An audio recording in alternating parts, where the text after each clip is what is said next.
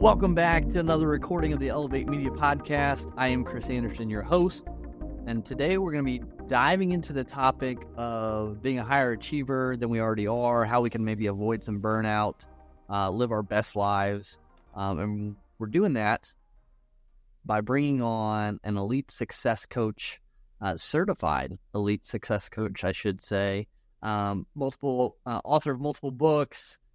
He speaks, he coaches, and he also takes care of your dental hygiene. So excited to have Dr. Recker on the show today. Eric, welcome to the Elevate Media Podcast today. Chris, thanks for having me. I'm excited to be here. Absolutely. So 9 to 5, and I love this too. So, and I want to hit on this at the very beginning because a lot of people listening to the show, they're in a 9 to 5, they're trying to build something on the side. You've done that. You've built something successful, but you're also in a 9 to 5 still. You're a dentist, but you also have everything you're doing with Win the Now and your books and things like that. So, kind of what has that been like, having both sides to it, the dentistry, the 9 to 5 there, and then building your own successful business on the side? Well, it's been a journey, Chris, and I tell you, a lot of it has happened because I did almost walk away from my dental practice. Okay. Life was just too much, and I went through 3 pretty serious rounds of burnout, and I didn't know what I was going to do. I just knew that I needed to escape. And so what I thought I needed to do was just sell my practice and walk away. And I got to within about a month of doing that. And then some circumstances changed. My associate that was going to buy the practice from me was in a horrific car accident on a Monday morning on his way to work.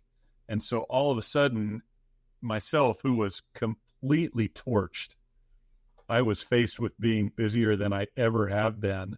As our 3 dentist practice all of a sudden became a 2 dentist practice, and there was no way out. And that's when I realized I was trying to go around this burnout thing.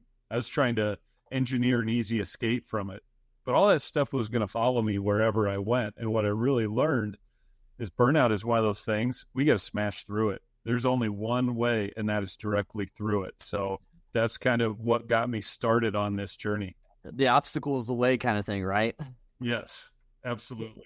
So you had these moments of like, how can I continue? Like, how am I getting through this? I'm worn out. I'm discouraged probably a little bit. I'm frustrated. All things that, people, myself included, when you're starting a business on its own is one thing, but when you're doing it with a 9 to 5 is a whole nother thing. How did you start to bust through that burnout kind of wall that was blocking you from living your best life? Yeah. So first I had to raise my hand and say, hey, I'm Eric. I'm burned out. I just had to say that. Yeah, acknowledge it. What's so interesting is I find so many people are not willing to raise their hand for a number of reasons. Yeah. Why? I'm going to say, why is that? I think a lot of us are carrying around garbage from the past. That's what it was for me. I remember being a 3rd grader on the recess kickball field. And Chris, I know you're in Indiana. I'm from Iowa. And the recess kickball field in the early 80s, that was Mecca. That was it. Yeah. And I was told that I couldn't play. And I was told that I couldn't play because I wasn't good enough. Okay, you hear that one time, fine. You hear it over and over again. Yeah. You start to believe it. And so I stood on the side of that recess playground and I made a pact with myself in 3rd grade. So I was like 9 years old at the time. And I said, I am going to be so freaking good at everything that I ever do that no one is ever going to not pick me. Yeah. And I didn't even realize that I had said that or the implications until just a few years ago when I was still stuck in that old operating system. And I didn't need an update to my operating system. I needed a whole new operating system. I needed to change the way I think. So I think a lot of people, we don't understand what our past has done to us and how that has influenced us. And then we're worried that there is shame and guilt. And I think we're getting better at talking about mental health stuff. Yeah. But I still think we have a really long way to go. And that's why people aren't willing to raise their hand right away. Yeah, I think it's crazy to connect the dots of your past to where you are right now. And, I've had some ability and time to look back. And my journey as well, kind of the same as yours, like those moments of not necessarily being said directly, hey, you're not good enough, but things being said that make you feel like you're not good enough. And those things over time, that starts to be what's in your head is you're not good enough, even though it wasn't directly said. And kind of, but then again, and then for me, like having to take another step back and be like, why did those people do that? Oh, they had their own past and story. Okay, maybe I can give a little bit of grace to them. And you know what happened, it doesn't make it right, but I can understand that they've come from something and now, okay, that's over. So how can I move forward and heal and kind of like what you're saying, bust through these walls to avoid burnout and to live your best life? So, you know, what are some healing things people can start doing to once realize their past is maybe holding them back, but start to work through that? Yeah. I think it all starts with raising our hands. Yeah. And it starts with, you know, kind of stepping aside. One of the things that I think is huge and that we don't realize is I think each of us in our jobs, no matter what it is, we have some parts of it that we like. Mm-hmm. And then we have some parts that we don't like. And a lot of times we get burned out from the parts that we don't like. I realized for me that my favorite part of dentistry is not the technical aspects. After 20 years of doing this, I'm pretty good at doing fillings and crowns and all of those things. I think I'm pretty good at that. Yeah. But the part that keeps me coming back is the relationships. It's the fact that I've known some of my patients for more than 20 years. I've seen kids as I started to see when they were 3 years old. They're now graduating college, getting married, having kids, all of that kind of stuff. And to be a part of that journey with people is such a great privilege. And so I think one thing that we can do is we can realize, okay, what are the parts of my job that I like? And how can I do more of those things? Yeah. Instead of just getting worn out so much by the stuff we don't like. Yeah, there's going to be things we don't like, but if we find what we like, that can help give us energy. And if we don't find something that we like while we're in our job, one, we look for a different job. Two, if that's not in the cards right now, we try to control what we can control. So what are the things that we can do outside of work that help lift us up? Because if our whole day is bad, we don't like it. And every second we get, we're on our phone watching news or negative things or whatever. We come home and we crash on the couch watching, you know, anxiety provoking and violent and all that kind of stuff on Netflix. Right. Wonder what's wrong. Yep. We weren't meant to have our lives compound like that. So I think we have to start looking at what are some things we can do to fill our cup instead of all these things that just continue to drain us. No, I think that's super critical and take a moment. You know, a lot of times, you know, you got a business or a 9 to 5 and then you try to start a business. So you think you can't take a break. At least that's my perspective when I start. Like there's no break. You got to grind. You got to hustle. There's no time for fun, laughter, you know, anything, like straight going at it, which, you know, probably helped me get to where I was, but it wasn't sustainable. So understanding like, yes, hey, like I've got an issue. Like this is not going to be good long term. I can't do this. And then, like you said, put things in your life that will fill that cup and help bring back some joy, and that you have a break, a micro break, even like going out and just staying outside. For me, like I just being outside and just like at least when it's sunny here in Indiana, not rainy, just enjoying the sun. Like little things can be done to kind of break that up. And for me, Eric, and you might find this, you know, kind of true with what you teach, is when I started my business, I didn't have a 9 to 5. I quit my job cold turkey to start a business. No idea what I was going to do. And that's a whole nother thing. I don't tell people to do that because it's a whole, you got to be crazy, super crazy to do that. It's not very fun. But I didn't want to do video podcasts, which is what Elevate started as. And then it got into video production, full video production stuff. Like I didn't want to do the technical stuff of editing. Like I saw that. To your point, like I didn't like the editing portion of stuff. I love building relationships and helping people get their stories out there. But my mind was so focused on, I don't like the editing. It takes so much time. I don't want to do this forever, that it was draining. And it was the moment that, you know, I had to sit down, kind of silent moment, with God, and he's like, dude, it's not about you. Like, and in my mindset, I started to shift it to, I don't like editing, to right now I get, because it was just me, solo entrepreneur. Like, I get to help these individuals elevate their stories, which in turn helps them reach more people and make an impact, because they're all making an impact out there. So I get to be a part of that, and I get to help, push that mission out there and be a ripple. And when I was able to shift my mindset too from the thing I disliked, focusing on that, to this thing I don't like is a positive thing, so I can get through it, it completely changed the game for me. Oh man, Chris, that's pure gold right there. That is so good. We get stuck in these ruts, right? And you were stuck in this rut. We're all stuck in this rut. And we don't understand why the rut that we keep staying in isn't making life any better. Einstein said it really well. Insanity is doing the same thing over and over again and expecting different results. How can we disrupt our routine? Instead of just hour of this directly to hour of this directly to hour of this, why don't we do 50 or 55 minutes and then take 5 minutes to do something that refills us? Yep. Little things. We think that we have to go on a 2-week vacation to refill. Right. Well, that's great, but how often you get to do one of those? Versus how often do we have 5 minutes that you could maybe just walk outside, get some sun on you? That's a great thing to do. Take a couple of deep breaths. Say a prayer. Write down a couple of things you're grateful for. There's so many little things that we can do in those small moments of discretionary time, instead of always turbo going from thing to thing to thing to thing, and then every second we get looking at our phone. Yep.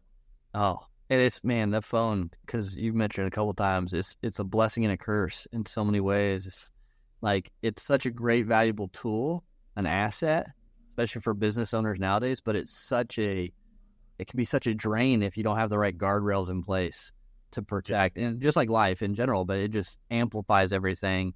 And so, like, what are your thoughts on guardrails with, phone, social media, news, things like that, with, winning the now? Yeah. So, win the now is all about living in the present. Mm-hmm. That's completely what it is. We're either stuck in the past or we're worried about the future. That's like 90% of our lives. We do that, maybe more. We miss out on the one thing that's guaranteed, and that's right now. Yep. And the phones are the biggest presence killers that I've ever known about. Mm-hmm. And so I'm not perfect with my phone, and I am not anti-phone. I want people to really understand that I'm not anti-phone. These devices are amazing. Yep. We have opportunities to do incredible things, but we all have our phone routines, right? We pick up our phone. It's not just to check one thing. Once we check it, we got to go email. Maybe we do Facebook and Instagram and LinkedIn, and then we check the weather, and then we check ESPN, and we do all these things. And what if our phone routine takes us 15 minutes and we're like, oh, I probably missed something. So we go around the horn again and around the horn again, and then we find some videos, and an hour later, we've all done this. Yep. One of the things that I do is I have gotten in the habit of just asking myself a simple question. Why am I picking this up? Because if I don't have a purpose for actually looking at something, those are really the times. It's like when you go into a store and you're not looking for anything, you're going to find something, right? Yep. When I'm not looking for anything on my phone, all of a sudden, that's when I'm prime. That's when I don't know if my brain is starving for dopamine or what it is, but I'm really looking. I'm not looking for something, but I'm likely to find it. So if I ask myself, you feel that urge to just reach for it because of whatever reason, asking yourself, why am I picking this up? And if you have a reason to pick it up, great. If you don't, it's probably because you could be doing something different in that time. Yeah, a lot of times, at least, again, personally, because I can't speak for everyone, is, it's almost like we have a task that we need to do, but we don't necessarily want to do it. And it's like, oh, wait, I need to check this first. I think I saw an email pop up here. So it's almost like a way out, from doing what's actually needed to be done. Oh, for sure. And what I heard you describing earlier, I want to go back to this just a little bit, is you described that need to go and push and crank and all of that kind of stuff. I call that the false sense of urgency. Mm-hmm. And to me, that is the background app that's running in the back of our minds all the time. Yeah. It's the app that uses the word should all the time. My dad taught me don't should on yourself because it gets really, really messy. But the false sense of urgency says you should be doing more. You should not be resting. You should keep the pedal down. You should do this. You should do this. You should do this. And it ruins those times when we're actually about to let ourselves rest. Yep. It ruined so many Sunday afternoons for me. That was a time when I heard you talk about God, and faith is huge for me. That's bedrock for me. Yep.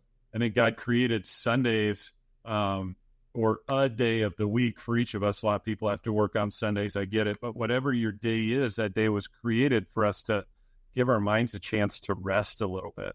But I was never doing that because I was bowing to the false sense of urgency and feeling like I had to always make every moment feel productive.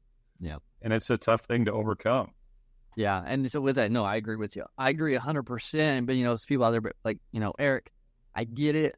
I'm like you. I got a 9-to-5. I got family. I got my business I'm trying to run. So how can I take a day of rest when I really just need to utilize that day to get caught up on house chores? Is that resting? I mean, I'm not in the business because I've been here. Like, this is why, because I've been in that same state. Like, so is my day of rest? I'm doing the to-do list, right, around the house. Is that still rest, or do we have to completely, nothing? Yeah, I don't like to deal in absolutes because absolutes, man, I don't know about you, but I've told myself I am not going to do this. Nope. What does my brain want to do on that? Yeah, exactly. Crazy, like it's drawn to it. So, okay, you have a to-do list. I understand. Some of those things need to get done, but which of those things need to get done? Mm-hmm. And can we look at it more as it doesn't have to be an all or nothing? It's not all tasks or all rest. How can we do some of it? How can we get some of it done? And how can we still have some time for rest? And then really knowing, okay, what are the things that help fill me back up? Okay, so 2-week vacation, fantastic. Yeah, I'm going to get that. How about a weekend, a weekend away? Can you get a weekend away? Not in this season. Okay. Do you have an afternoon? Can I plan an afternoon once a month where it is, I'm going to do something that just fills me up? Now, maybe the season's too busy. Okay, maybe I only have an hour. Maybe I only have 30 minutes. But in each of those times, whatever you have, how can you right the ship? How can you start tilting the needle back in favor of you? So there were days like that for me too, that I felt like I had a million things to do on Sunday, but it felt like a million things because I was leaving them right up here in my head and letting them swirl. Sometimes it's a matter of giving yourself the gift of 5 minutes to dump all that stuff in your head down on a piece of paper. And then you get to choose the 2 or 3 most important things, knock those out, and then put your feet up or go for a walk or do whatever it is that brings you rest. Yeah. And I think it goes to also knowing your priorities and what matters. So you have a business you're building, you have your job, you have your family. Let's just say most people listening to this are in this boat. And so for me, when I'm in the time of working on the business, it's so I have choices, what things to do, because there's shiny object syndrome. We get want to do all this stuff, but is that going to move the business forward? If I don't do this, is the business going to collapse, or is it going to hurt my business? So that helps you kind of prioritize the tasks. Yeah, I should probably reach out, make sure all my clients are happy, and is there anything else we can do for them and all that stuff? That's probably an important task to do. Is trying to implement something new right now beneficial? Probably not. Same with family. When it's family time, I get an email. Okay, right now my kids are almost 1 and just over 2.5 years old. So it's I get an email and they're playing around and Everett, Daddy, come play, Daddy play. And I'm like, well, I have an email. Is everything going to collapse if they don't answer this email right now? No, and I'll never get this moment back with the kids. So that, those are conversations I have in my head. That's more important. Time with the kids and because you never get those moments back. It's having that conversation, and asking those questions, what is the priority, what's most important. And, if you don't do this in this moment, in this exact moment, will everything collapse? And a lot of times it's no. And so just things to think about when you have all this, you're trying to, have harmony with in your life. Yeah, that message could not be more timely for the situation that I'm in right now. So I'm in a season where I've been crazy ramped up. I have a book that's releasing in a couple days. I have a big event that I'm hosting in conjunction with that. And so I have been using every minute that I have. And so my wife has been super gracious with me, but we had a conversation this last weekend. It's been too out of balance. It's been too out of balance. And so what we are going to be doing then next week, because we knew that we were both going to need a little time to decompress after that, we're going to go on a trip for a couple days. Awesome. And part of what we're going to do during that time is we are going to look at what success looks like for us in the next season of life. What does season mean? For us, we're going to try to plot out what the next 6 months looks like. Yep. What do we want to do? How can we engineer that to be what we want it to be? Yep. I mean, it's going to take a fair amount of planning. And sometimes one of the best gifts we can give to ourselves on a Sunday afternoon is we can take 30 minutes and we can get out however we plan our week. We can write, what are our big rocks for this week? What are our priorities? What needs to get done? And then what time blocks are we going to get those things done in? Because I know what you're talking about, Chris. And when my kids were younger and I had things that I felt like I needed to get done, the worst possible place that you can be is 1 foot with your family and 1 foot in your business. Because neither one of those, you're taking twice as long to do any of those things, and you're doing them 10% as well as you can.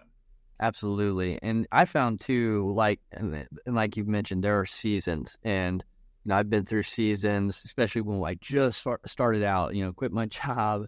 I had to figure out how to, supplement the income through business with no background in business, no education in business. And so there was a season where it was, it was hustle. We didn't have kids at the time. My wife was a teacher, so she's not making much. So it was hustle. I had plenty of time. To hustle and get stuff done. And then there's a season when we have kids. It's like, okay, now things have to shift. Things have to be different, at least in my perspective, because family is super important to me. Make sure my kids know I'm there, even at that age, because it still impacts them. Okay, so when they're home from daycare, on the days that they're daycare, I'm with family. And I'm not perfect at it, but that's the focus. When they're home with me, I don't get a lot of business stuff done because I'm hanging out with them. I get to do that. I get to see them grow. But I say this because there are going to be moments, especially when you're starting out with having to harmonize everything, something has to be sacrificed. Mm-hmm. And that could be the rate at which your side hustle / business grows, because you can't put that much time into it. It could be your sleep. I don't recommend people going without a lot of sleep for a long period of time, but that could be a sacrifice for a short season, a weekend. Maybe you have to get some stuff done and get less sleep, and then make sure you bake in some more rest and recovery later. Maybe it's you don't go and hang out with your friends and watch the NCAA final basketball game until 11 o'clock because you want to spend more time with your wife because, whatever it is, that's what I had to do. I was able to do. I was thankful to do it. But, there are sacrifices. Something will be sacrificed when you have big goals to build something and have this high-achieving lifestyle. And some of those sacrifices are just old habits, and it's probably a good thing. But it's just something to think about when you're doing this. There will be something that has to be sacrificed, your old self. Yeah. To grow into someone new with a better mindset and things like that. So it's not always a negative connotation, but something has to be sacrificed for success. Yeah, 100%. And one of the things that I'm starting to talk with people about is just looking at our commitments. Mm-hmm. What are all the things that we're committed to? And not just external, but internal.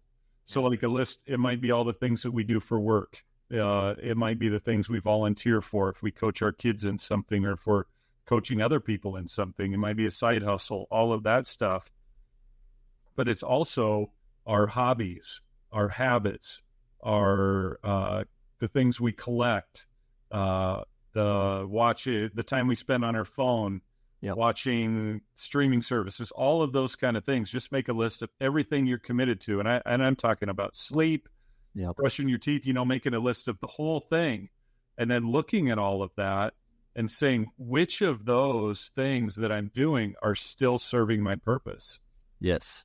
Maybe you're somebody that collected, I don't know, I'll use myself for an example. I used to collect baseball cards a lot, and I still collect baseball photos somewhat.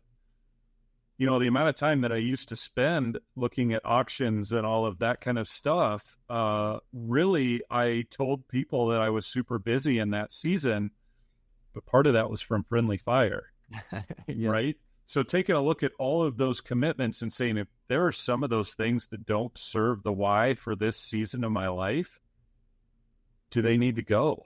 Is it time to set them on the shelf and maybe I pick them back up another time? We have all these things we're committed to. Makes our head spin. We tell everybody that we're busy, but what are we actually busy doing? Mm-hmm. Yeah. And I think, again, it just goes back. And if people would actually, like myself, like if you would actually track everything we do in a day and the amount of time we spend doing it, like the phone does it. Like you can see how much screen time you've had. Most people, just like eating, you're going to be probably pretty shocked. Like people are like, I don't know why I'm gaining weight. But like, well, if you track the food, guarantee your calories are way up here compared to the amount you're burning. For sure. The lack of exercise you're doing. And it doesn't take a lot now with processed food. Like if you would track where your time goes, where your energy goes, you'd be probably pretty shocked at the beginning to realize how much time you truly have that you're just kind of wasting. Yeah. If you really want to make your head spin, get out just a good old piece of paper and write the days of the week across the top, write the hours of the day down on the side, and then track how you spend your time for a week. Yeah. Just do it. Don't do anything different. Just do it the way you do it. And then at the end of that week, take a look. And I bet you might realize that it's not a problem of not having enough time. Exactly. Yeah. Yep. Which is a tough one. Yeah, because you got to build the discipline. Discipline's the hardest thing because when you're not motivated, when you're not getting the results you want, you still have to do the right things and not get distracted. And that's where that discipline comes in to do what's needed and not get distracted. Yeah. And I think if we can have one thing that and it goes back to win the now, but it's whatever you're doing, do that. Yeah. If you're with your family, do that. If you're working on a specific project, don't do email, don't follow the rabbit holes, don't do that. Do that, and you'll be amazed at how fast you can get it done. If you can, I have a timer that I just spin it around to the amount of time that I need, put the phone on Do Not Disturb, and that is the time when I am focused on that project. And I'm not perfect at it, but when I do it, man, those are the times when I'll take a 10-minute break after that, go talk to my wife and be like, I just get 3 hours of work done in 45 minutes. Yeah. It's amazing. We are brilliant humans. We are high capacity humans. Our capacity to get crap done is unbelievable. Yep. But our capacity to get distracted is probably even higher. So if we can do that focused work, you don't need a whole day to work on a project a lot of times. Right. You need a couple undistracted hours. And boy, if it's one of those days that you're thinking, boy, I need to spend time with my family, it's okay if you spend a couple hours on your thing, because would it be better for you to spend 8 hours of distracted time or 4 hours of focused time? Absolutely. Yeah, I agree 100%. And if you give it a time frame and you can be not distracted, you will be super shocked how much you get done by doing things like that with a timer. I feel like people are always like, I can never get a hold of you. I go straight to voicemail because my phone's on Do Not Disturb majority of the day because it is such a distraction. And, it's like, I'll get back to you when I have time. But those guardrails are huge in winning now and everything like this. And Eric, this has been phenomenal conversation. I truly have enjoyed this. I think there's so much that listeners can take away and start implementing in their lives. And so I'm appreciative of you being on and sharing today. But to kind of close out, where can people connect with you, learn more about what you do, and just stay connected to learn more? Yeah, a couple of things. Home base for me is my website, just ericrecker.com. Hey, you're not alone with burnout. If you struggled with it, I have made a 5-day knockback burnout challenge that you can find on my website. It's just it's a way to raise your hand and say, hey, I just want to see if I can do some things to push back the hold that burnout has. That's one thing. You can get to everything from there. Another thing, I'm super excited about my new book that comes out. It's called That Damn Analogy, DAM. And it's all about how we are a dam, and all we are doing is controlling the flow of energy through our lives. We are really good at the outflow part. We get stuff done. We take care of what needs to be taken care of. What we're missing out on is how we take care of ourselves. Basically, it's a handbook for better living. It's a way to do that better. So that's available on Amazon. And I'm a hugely relational person. So if you want to have a conversation, get a hold of me through my website and let's talk. Awesome. Yeah, everyone listening, if this resonated with you, if you want to get connected with Eric, go get connected with him, utilize those tools, and just continue to learn to win the now and become that higher achiever. But Eric, again, thanks so much for being on the Elevate Media podcast today. Thanks, Chris. It's been a great conversation.